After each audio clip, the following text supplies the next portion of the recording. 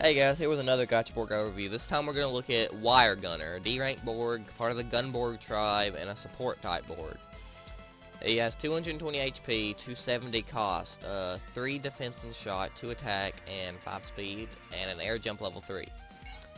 His shot is the assault shot, his attack is punch and kick, and his charge attack is wire shot, or wire shoot, and his X to set a wire point. He is a pretty useful Borg, and he's pretty versatile. I've used him before. He's pretty fun to do his little X combo. Yeah, his B shot is like 20 bullets. They pretty fast fire rate. Air jump, pretty simple.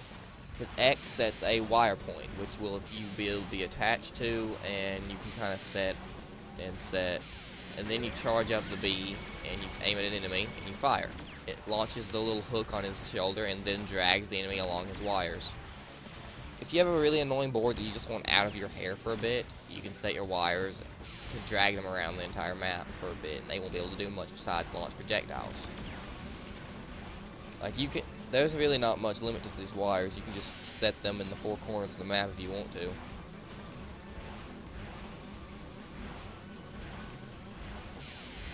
That's pretty much what I'm doing, is I'm setting them as far away as possible just to prove a point.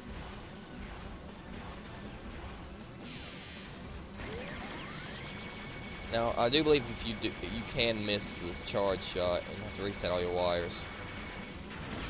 Now you see, she's gonna go around the entire map. Might take a while. Till then, I can refocus my efforts to destroy the other Borgs while I wait on that one to get back.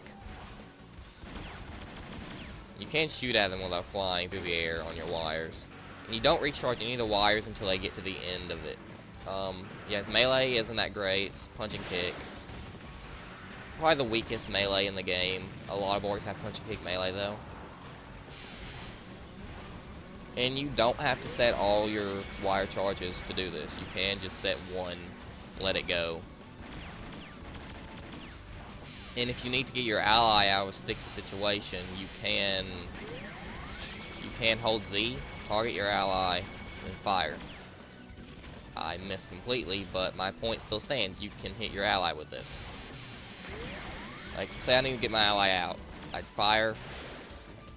I wouldn't miss.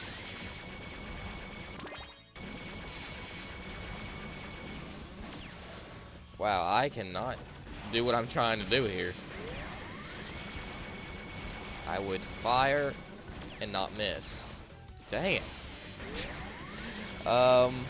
His B shot seems to be pretty decent. He doesn't really have much attack besides that, so that's why he's a support and not an actual Borg. His melee does not seem to be the greatest. Like I said, it's punch and kick, so it's not gonna really be super awesome.